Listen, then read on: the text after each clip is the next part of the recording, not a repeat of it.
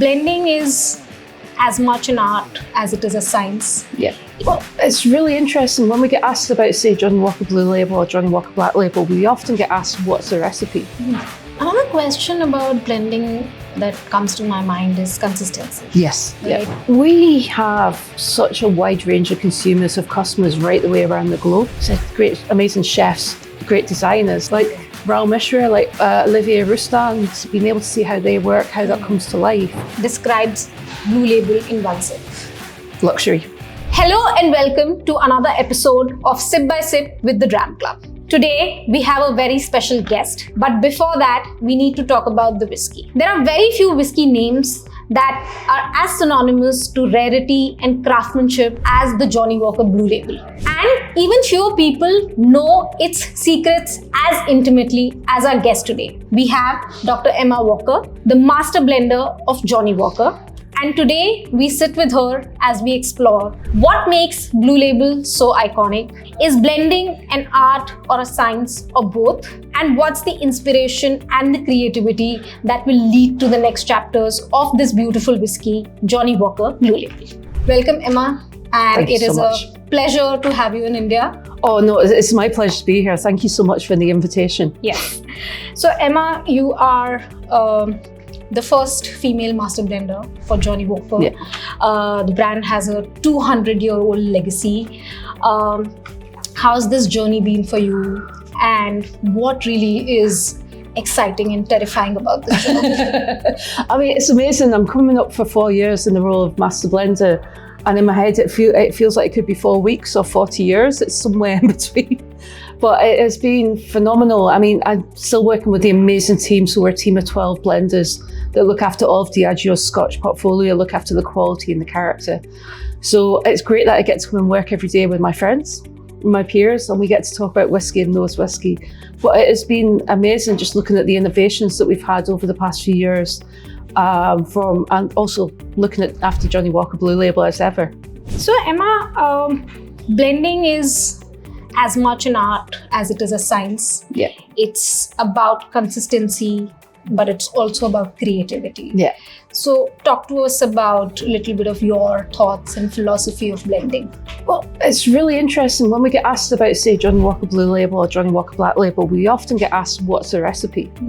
And we don't have a recipe per se, we have recipe guidelines where we know what mix of distilleries, of characters, of maturation styles that we need. But every time we make a batch of Johnnie Walker Blue Label, it'll be slightly different. Because we get to pick the best of the best, so it's only 1 in 10,000 casks in our inventory of more than 10 million casks of the right character and quality and flavour that when you bring them together, they make Blue Label. So I often think about blending, you just think about a really boring spreadsheet. You've got casks, you've got distilleries, and if you to make that into a heat map with different volumes, different ratios, it would almost become like a contour map of the country, like of Scotland. But each time you make it, it's slightly different. But every time you look at it from the side, it's still the same landscape that you recognise. Right. And that's what we're looking to do, is reproduce the flavour of Johnnie Walker Blue Label that people would expect to have, but making it a different way each time. Especially coming to Blue Label. It's such an iconic brand. It's such a, I would say, revered liquid. Yes. Only 1 in 10,000 casks. Yeah. So if you had to humanize Blue Label, or if Blue Label was a person, how would you? One of the fun things about Johnnie Walker Blue Label, and it's probably one of the things that causes frustration for some of our fans, is it doesn't have an age statement. And for us, so if we're making Johnnie Walker Blue Label, and you think about, we've got all those over 10 million casks in one spreadsheet, that means we work with one column, and that's what you select from to make a Black Label. When we're making Johnnie Walker Blue Label, we get to pick from that whole spreadsheet. So we get to pick each individual cask when it's really at the peak of its performance, when it's got the right texture, or it's got the right flavour, or it's doing something really unusual, it's a rare expression. And to be able to have the freedom to do that without a constraint is so exciting. And we get to work with some really aged whiskies. We've got vatings that we call our rare and old vatting, which was the inspiration for the Ghost and Rare series, which includes really aged whiskies like Port Ellen, Port Dundas, Glenurry Royal, Brora. We've got some Singleton, high-aged Singleton in there. And we put this vatting together, and then we take a small amount of that each and every time we make Johnnie Walker Blue Label. But we then also get to blend that with some younger, more vibrant, more youthful whiskies. And that's partly what gives Johnnie Walker Blue Label that depth and texture that we know, is you've got really high-aged whiskies. You've then got this vibrancy that opens the whiskey up, and that's where you get the rolling waves and you get the spark that is Johnnie Walker Blue Label. Interesting. So tell me a little bit about, because it's so rare and you said it's 1 in 10,000 casks, like, do you ever feel like, oh, this is such a rare cask and I should preserve it more or use it for, like, does your heart not ache? No, because in my head, whiskey is made to be drank and it's made to be enjoyed. And we hold a number of casks back that we're going to use in the future. But if plans change, then we might not use that cask until it goes below strength or it becomes too mature. There's different things that can happen. So part of the skill of the blending team is to pick the right moment in time when we can use these different whiskies. And being able to use whiskies like Port Ellen, like Brora in there, again, we know that really annoys some people, but that's part of the fun as well. But we get to work with it in such a way that we use that so it brings out the best of all the other whiskies that we work with. And that's what we're looking to do, is pick everything, as opposed to it being an individual, as we're thinking about how that works together as a total, as a collective.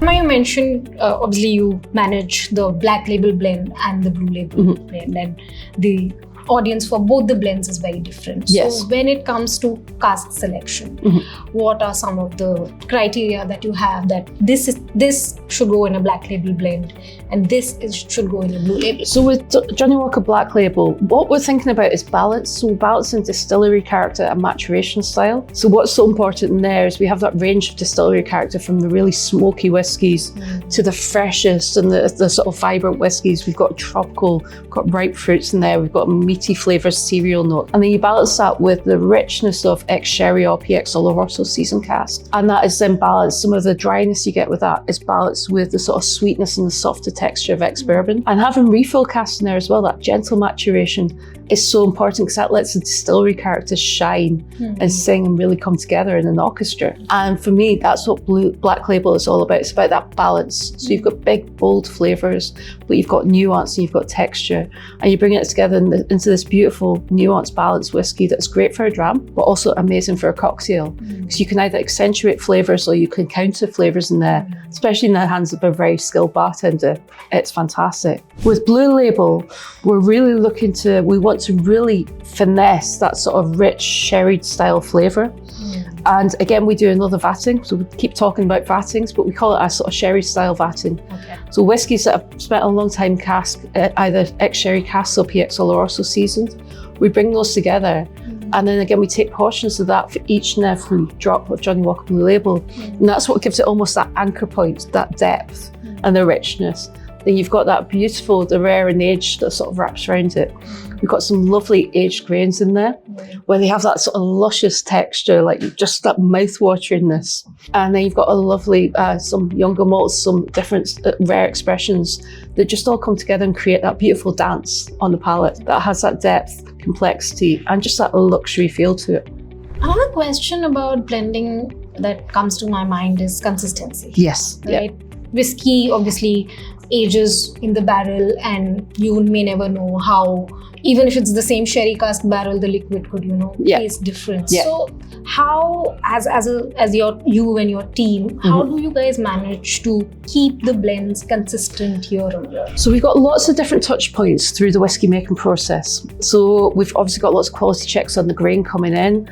Throughout the sort of distilling process, fermentation, distillation. We also have an amazing panel, a very talented panel that work up in Elgin in the north of Scotland. And they assess every batch of all of our single malts. So 30 or more different distilleries coming in, they know every batch of new make. So we get to access all of that data. They also do chemical analysis, so we can see what the phenols levels are like, everything else that we need to know. We then do quality checks on all of our casks as they're being emptied. We do checks on the casks to make sure that they're of the right quality to be filled again. So we have lots of information. We know how our different whiskies work. with the different styles of maturation casks, so with sherry casks, with rejuvenated casks. We've got decades of experience within the team, and all that comes together. It's that sort of that group knowledge comes together. We also do sampling, so we'll do sampling. We can't sample every one of our more than 10 million casks. That would become an industry in itself. But we do lots of sampling. We bring all of that together. We then have trained panels. So at our bottling halls, we have trained panels that our team goes and trains on sensory, how you assess the whiskey, how you make sure it's right, and then we also sign it off as well. What we do is every year we pick a standard reference. It's a very unromantic name for a very key part of the process. So this is a batch of Johnnie Walker Blue Label that's been assessed to match the standard reference from last year. That was picked to match the one from the year before. So we have that consistency, and we do that by nose and taste. We will also do chemical analysis as well, so we've got all that information. We're the same as any other business at the minute, that data is king. The more information we get, the more it helps us with looking at the consistency, that long-term planning for our Scotch.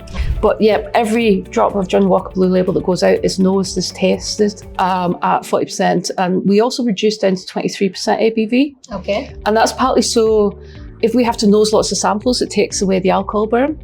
But it also means that some of the compounds that you make during distilling and maturation, it pushes those into the headspace, so you can actually get more of the flavours.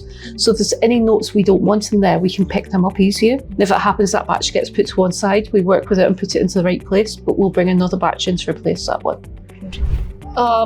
Also, as a team of blenders, I'm sure you guys experiment a lot of blends, because Blue Label works on a lot of limited edition releases, innovations, etc., everything.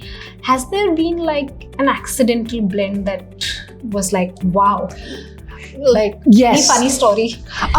It's not so much funny stories, but there's always... So whenever we create a new whiskey, we are creating with a consumer, with a customer in mind. So we work with our innovation teams, with our markets around the world. So we will get a brief, essentially a document that says, this is the reason why we want this whiskey created. So that talks through, who do we think is going to drink it? Which parts of the world do we think it's going to? The very unromantic parts, like the volume, the strength, price points, again, is very important, because that helps us. If something is going to sell for $20, we won't be looking to use Port Ellen. It helps us to make the right decisions about how we use our inventory. So that's very important, because if we were just to create whiskies ourselves and then try and fit them, we'd end up creating a narrower and narrower group of whiskies. Whereas it's great that we get this brief, because it challenges us to do something that we might not have thought of yet. So when you're creating whiskies, you start writing it on paper, like you said, with those casks, distilleries. You start to build it, you start to make it. Sometimes it does exactly what you think it's going to do.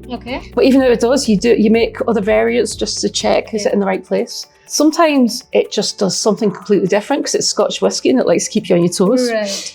And sometimes you make something that's a great whiskey, but it's not right for the project that you're working on. And we have that. I mean, you see that coming through, where we'll get ideas like for Diageo special releases. There'll be whiskies that we've worked on that have been the sort of idea thought for Johnnie Walker Black Ruby or Johnnie Walker Blue Label Ice Chalet. There'll be whiskies that have been worked on, and you're like, we're going to put a pen in that, because that's a great recipe, and we're not going to forget that one. We're going to come back to it. When the brief comes, we'll possibly... That's exactly it. And sometimes it might not be you that created that, it might be someone else created it, and they're like, oh, you're working on this project, have a look at this, see what you think. So it's always, the creative process is really interesting, but it's trying to keep that focus always on who's going to be drinking it, why are they drinking it, how are they drinking it. So Emma, another thing is, well, Blue Label is so nuanced and complex, and I've also rediscovered it. I think a lot of people still think, because it doesn't have an age statement, or because it's subtle, or because it's only 40% ABV, it's just overpriced and stuff like that. So how do you take that in your stride?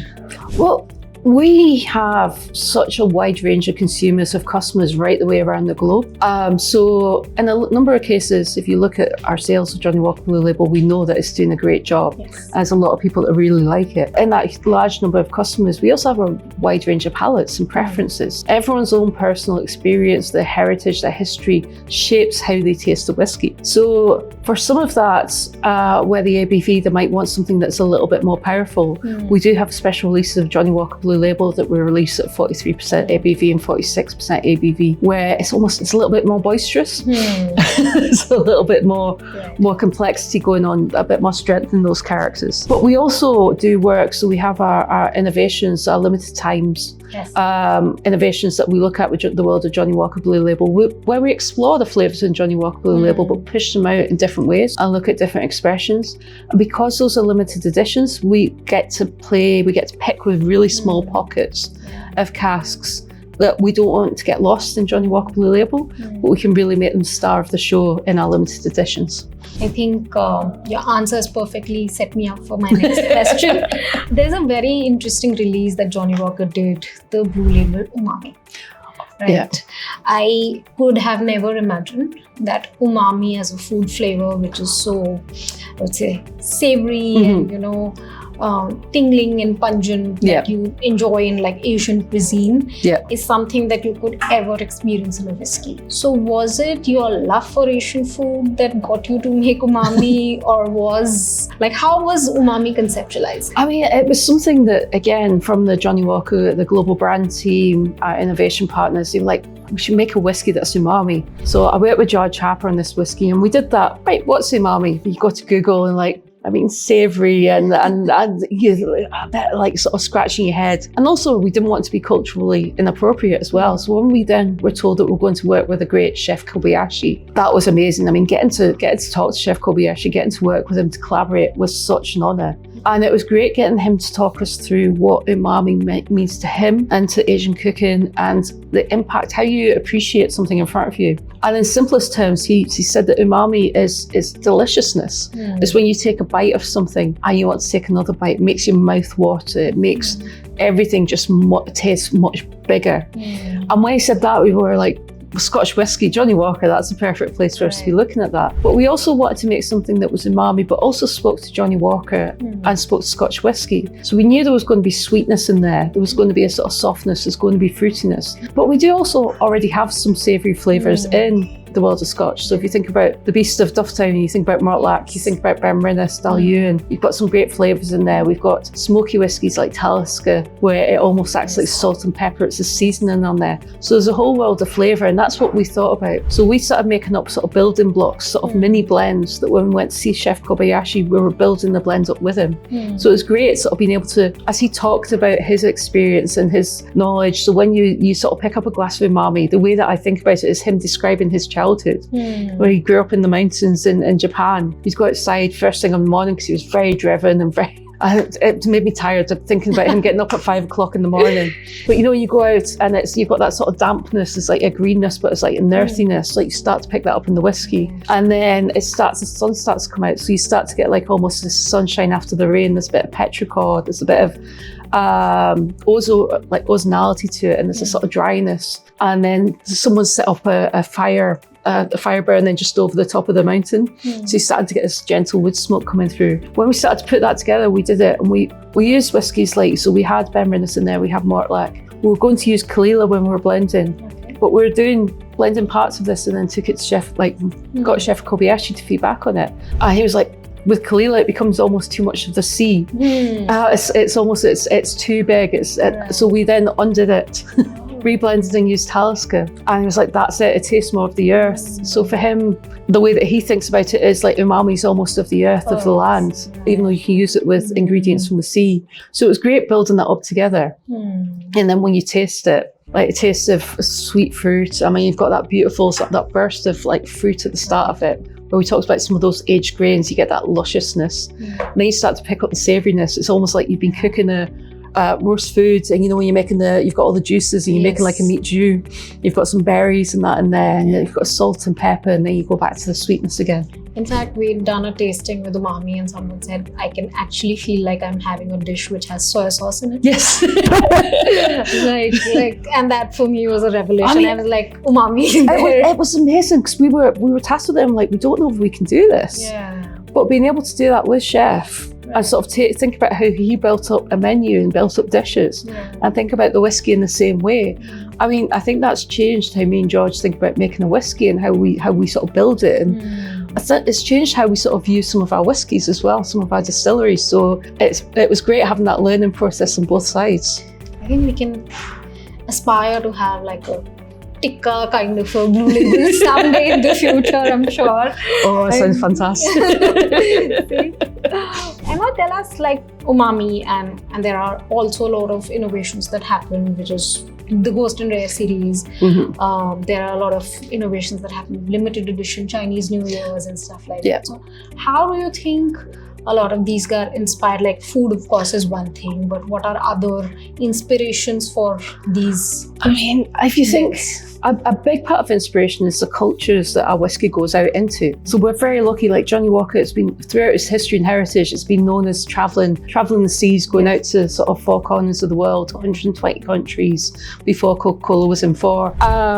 But what was always really interesting with that was it would go out, but then stories would come back of how people were drinking it, how it was being served, what was thought about it. So I think that for us is hugely important, that we're always being inspired by the places and the people who are drinking our whiskey. I mean, we are so proud that a whiskey from like Scotland, it's a tiny country. If you think about it compared to the size of India, it is tiny. It's such a small population, but we make something that we're so proud of, that is a part of us, that goes out around the world.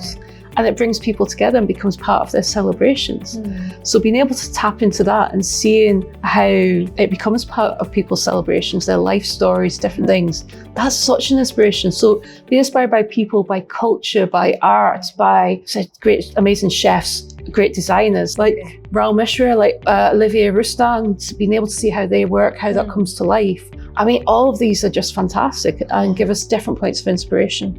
So you mentioned about Rahul Mishra, and we have the pack in front of us. It looks stunning, and we are like just getting into the festive season. So I think perfect timing. Indian designer, of course, taking Indian fashion to the world stage. Tell us about what Blue Label has in store for the Indian market in the future, along with this collaboration. Like, what do you think? I mean, it's been amazing having this collaboration with Rahul. He's such an iconic designer. So getting him to work with us on this, I mean, this beautiful pack, I think is just lovely. It really talks to celebration. Got the beautiful lights, the colours, the flora and fauna. And we get to work with amazing people in India. We've got technical colleagues over here. So we work with them a lot, getting their inspiration, getting their feedback on some of the whiskies that we make. So we're very excited to see what's going to be coming in the future. So this release is Johnnie Walker Blue Label, but it's Johnnie Walker Blue Label at 46% ABV to give it a little bit of a kick as well for that celebration moment. But we will be looking in the future, what whiskies can we create that can have inspiration from different parts of the world as well. I will keep nudging you for the chicken tikka Blue Label for sure. I mean, one of my favourite combinations is Johnnie Walker and a beautiful curry. That's one of my aims in the UK, is to get more people drinking whiskey with Indian food. Interesting. Emma, we also know about the Johnnie Walker Vault at Princess Street, which has been launched some time back, and you are the one leading the charge on that. So tell us about what's the inspiration, what's different about what you get there.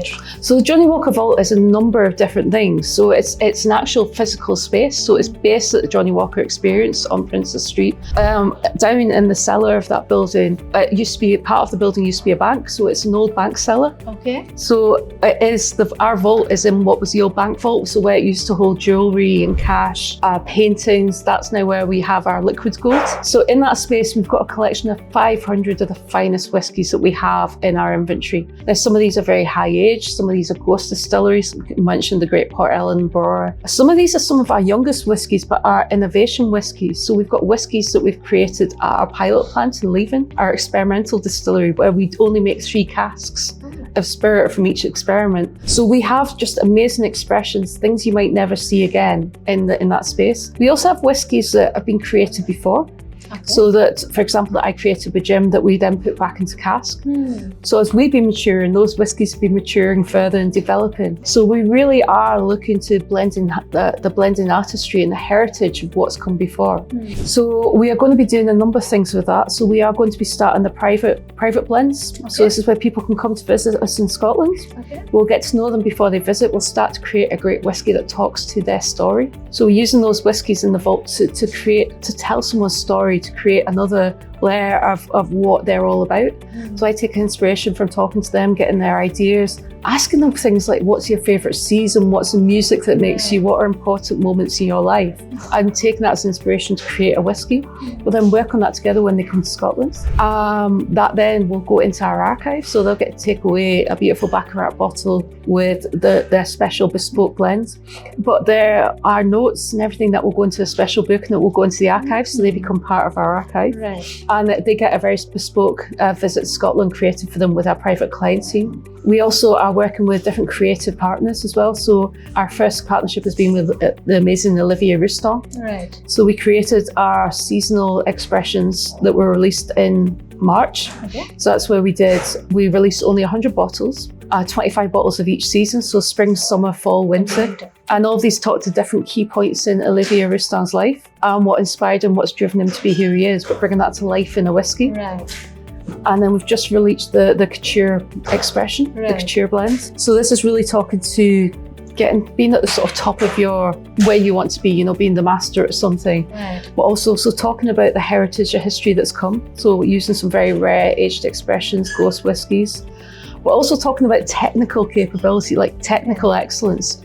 So also using whiskies from some of our distilleries that have been at the forefront of shaped Scotch whisky. So for example, Cameron Bridge, we talked about grain whisky. It's just had its 200th anniversary, so it's always been involved in Scotch whisky. So it's important having ones like that. Roselle with our beautiful experimental cask. Experimentation, so we've used tea and chocolate malt in there as well. So bringing a different flavour than you would expect from Scotch whisky, but bringing that all to life. And the bottle again is beautiful. It's inspired by Olivier's amazing style by shoulders. That is reflected in the beautiful stopper of these bottles as well. And again, we're just making 1,500 of those bottles. Wow. I think when I had visited Edinburgh and Princess Street, this wasn't obviously it's just been this year. So you should definitely come back and visit again. Come back and I will queue up and like try as many blends as I can. That sounds perfect. Absolutely amazing. So Emma, we've talked about a lot of serious stuff. Yes. Now we get into a very fun section. Excellent. Right? So we'll have a quick rapid fire round and then like this versus that. This is going to be the most difficult bit. Right. So question number 1. The first whiskey you ever blended? I was thinking the first whiskey I ever tried was Talisker 10, Lagavulin 16. I started with smoky whiskies. But I started working, the first whiskey I blended, I was recreating Johnnie Walker Red Label with Jim. We were looking at a technical project. The first aroma you noticed when you nose a great whiskey? It's really difficult to give one answer because it depends who you're drinking the whiskey with. I tend to pick up the fruity flavours first. Your go-to music when you're blending? Depends on the brief. I do listen to a lot of Scottish music, so there's a lot of Bell and Sebastian and Young Fathers. If you could share a dram of Blue Label with anyone, past, present, who would it be? I'd like to share a dram with my granddads because they both passed away before I moved into this role, and I think they would be so proud of where we've got to, and having the granddaughter that makes whiskey would have made their day. Lovely. A whiskey term you wish more people understood? I've gone completely blank. I think consistency. Consistency. Yeah, a lot of people think it's boring, but it's so important to what we do. I think that's a term that people in general misunderstand in life also, I think, but point noted. One non-whiskey passion that you think keeps you creative? Music. Music. Going to gigs, listen to new music. The most surprising place you've enjoyed a glass of whiskey? Oh man. I've never had a place that's surprising. It's always made sense that we enjoy a whiskey there. If not a master blender, what would you have been? I think I was going to be an engineer like my dad, Okay. but I really wanted to be a comic book artist. Comic book artist. That's a good one. The word that best describes Blue Label in one sip. Luxury. And now, quick choice preferences. Okay. Peat versus sherry. I used to always be peat, but I'm probably becoming more of a sherry lover as I mature. Tradition or innovation? Both, they go together. Blending lab or distillery warehouse? Oh, both. Distillery warehouse is where you go for to relax. Right. Classic Blue Label or the Blue Label Umami? I do have a soft spot for elusive umami. Right. Sweet or smoky notes? Both, because if you add smoke, it makes everything sweeter as well. Oh, I didn't know that. Just a little bit of smoke, it acts like seasoning. Oh, interesting. Highlands or Isla? I would have said Isla when I was younger, but probably, again, moving a little bit more into the world of Highlands. Right. Whiskey neat or cocktail? All of it. Okay. Sunset dram or a midnight pour? Oh, I like a sunset dram. Okay. The beauty of the scenery with the whiskey. An art gallery or a jazz club for inspiration? Art gallery first, and we'll go to jazz after. Okay. Craft or science? If you had to pick one word for blending. Blending is blending. It's a mix of the two. If you have to finish the sentence in one word, Blue Label is? Blue Label is exquisite. Okay. So with that, we've come to an end of a super fun segment and a great chat with Dr. Emma Walker. I think I learned a lot of new things about whiskey. Just like smoke increases the sweetness of the whiskey. That's a complete revelation for me. Emma, thank you so much. Thank you. It was indeed a pleasure to have you, host you for this amazing conversation. And I hope you had fun. Oh, it was so much fun. Thank you so much. I really enjoyed it.